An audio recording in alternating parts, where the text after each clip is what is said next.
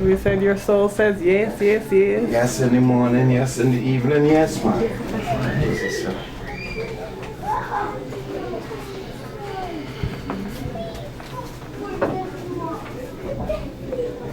GM Grandmaster. Thank you. Thank you, Professor. You're welcome, sister. Mind if you can like turn right over back and Okay. You're welcome. I can't. Very detailed. Yeah, good.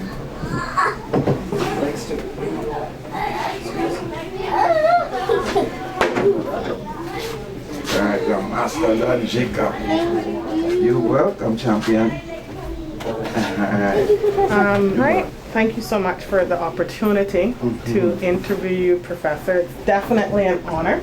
And just Sensei, so you know, I have my blog, local-secrets.com. And we love the opportunity to interview or just to kind of get to understand different people a little better and some of local secrets, right? So, what started your love for martial arts? Well, Cassandra, when I started martial arts, I started because I used to be, beaten and bullied by bigger people, and I came from a broken home, and I didn't have the kind of a support system to rescue me. So that is what drove me into the martial arts at the age of 9. Wow. I like hearing that. I've read your book, and I thank you for writing that because there's a lot of positive wisdom in there. Wisdom that I've used for my youth group, that I lead as well, and the young people within the group. One of your chapters details the experience of your son. You had a black belt class, and they were just talking about some painful experiences, and you wrote that your son said to everybody in the group that what was painful for him was having his father leave all the time as a child and growing up without his father. And you talked about the emotions of that. So what would be your advice for future entrepreneurs, future young people, future Purple Dragon students that want to build their own business, that want to really go out into the world and be successful? What advice would you give them? Well, Christopher Columbus had to leave lots of his family members and come out here, discovered or rediscovered the Cayman Island, Trinidad, different places. I think what we have to do is to see if we could re-educate the people that we have to share our lives with, like our children, our siblings, your husband, your wife, to be able to re-educate them. Because for my son, in that situation in the book, I think what was happening with him, that caused him to really make that statement, where were you when?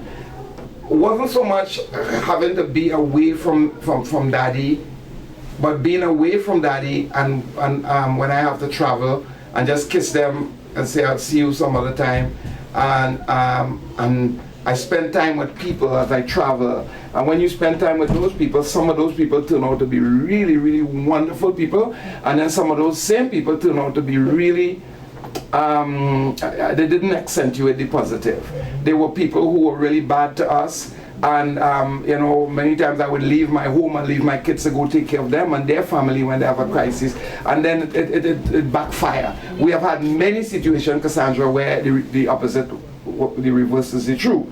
So I think when people were talking about, they did this and they did that and they travel here and they travel there, and my son was listening to all those stories, and some of those stories moved him to the point that, wow, other people who came along after him and they achieved a lot of things. In his mind it was, where were you when I was crying? Where were you when my daddy wasn't there? Where were you when my mommy had to comfort us all the time and she had to do 100% of the comforted because daddy wasn't there when she had to be daddy mommy? Where were you when? And all look, you guys saying so many funny things about the organization or about daddy or about that. Now that you could walk, now that you could see, I think that is his point, the origin of his point of being. Yeah. Thank you. And you know, I have to tell you, when I first saw your book and Senses were advertising and saying, you know, you guys have to get this book, it's a fantastic book, and I saw the title of the book and I said, The Fighting Man's Bible. And you know, as a Christian, right, when you see Bible on something that is not a Bible, you know, at first my spirit was like, okay, hold on, I'm not getting this right, in that, you know, I know that Professor is a spiritual man. So for his name, the title of his book to be Bible, I'm like, okay, I need to read this book, because obviously, you know, there's something more that I have to seek, right?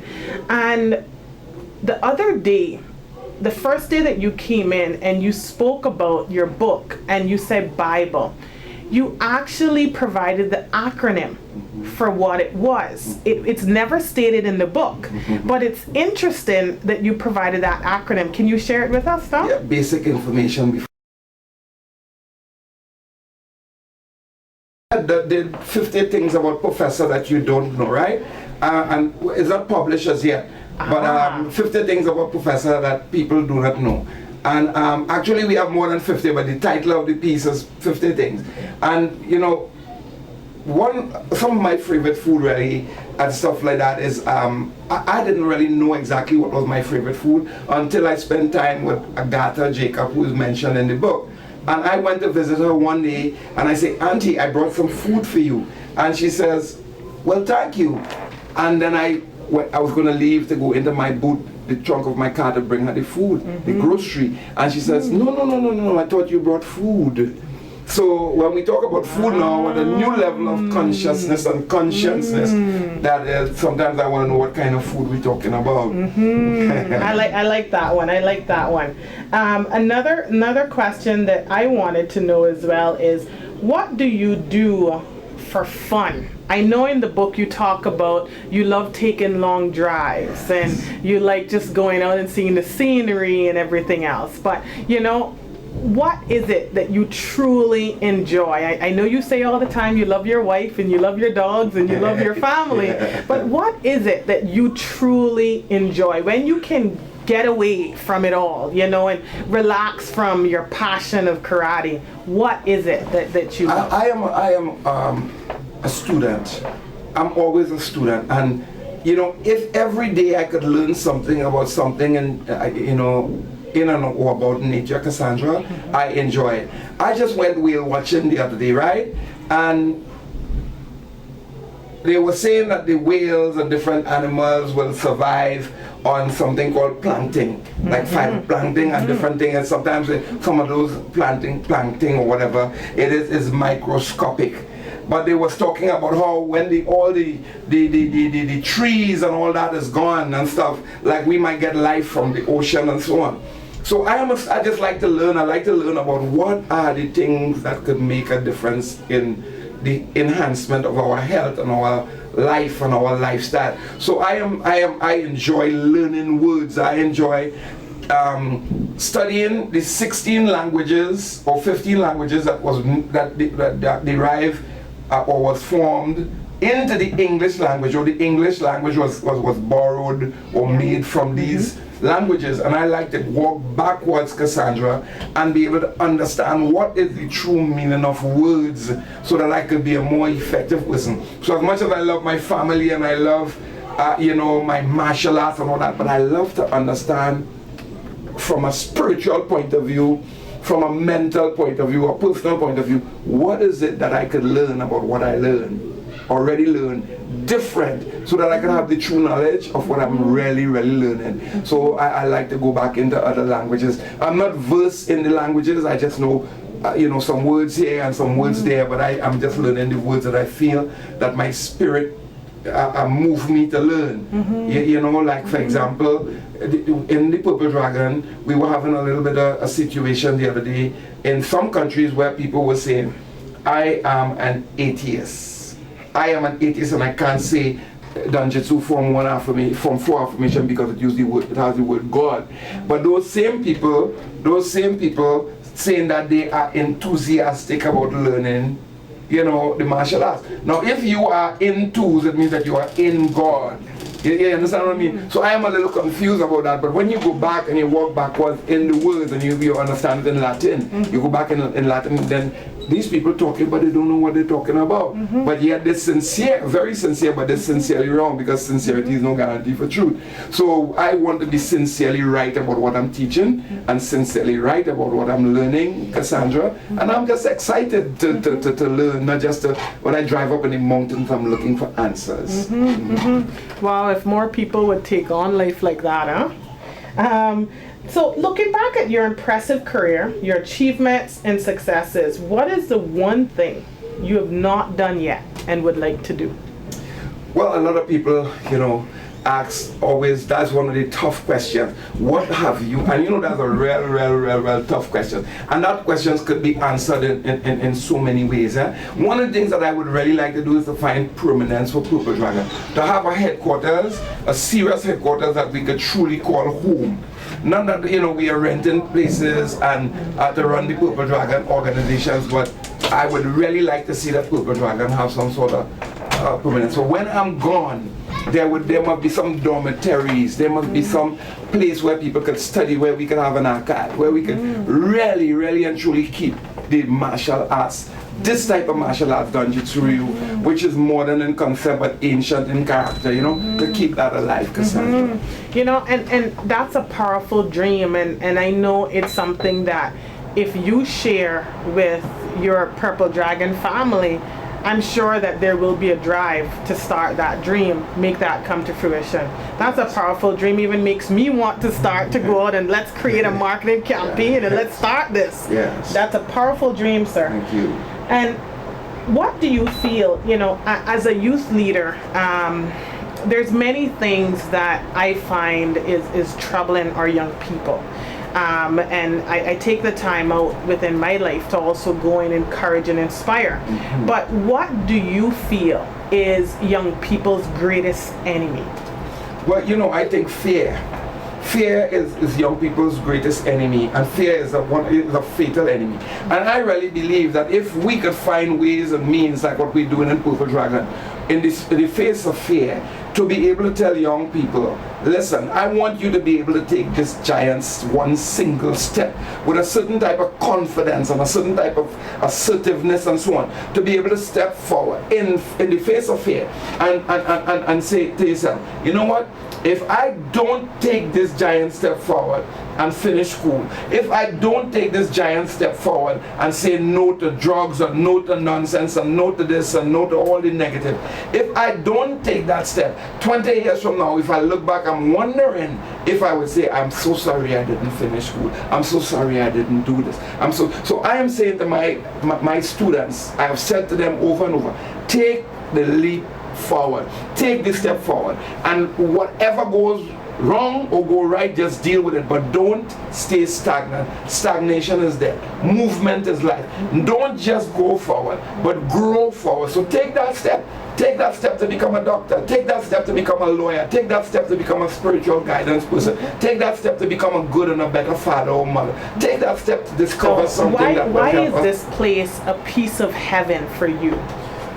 When I came to when I was invited to the Cayman Island 21 years ago by Sensei Geddes Hislop, I've always heard about the Cayman Island, but and I've been to several countries, but never the Cayman. But I'm always an hour and a half, you know, because I always go through Miami to go to wherever. But something about there was an innocence that I've noticed about the Caymanian people that is just so beautiful and untouchable. I mean, sincerity. When I came here the first time, it was just, and I just said to myself, you know what, I would love for the rest of my days to keep enjoying that type of innocence. I remember I kind of embarrassed, said, Geddes, I was teaching a class, and I said, respect the values of all existing life, and the whole group say, respect the values of all existing life. And Sensei Geddes was looking at me and going, you know, like that. They could, and I didn't know what he was doing. I said, why? They might say, why is he doing this? You know, but you see that kind of, you learn from different sincere expression.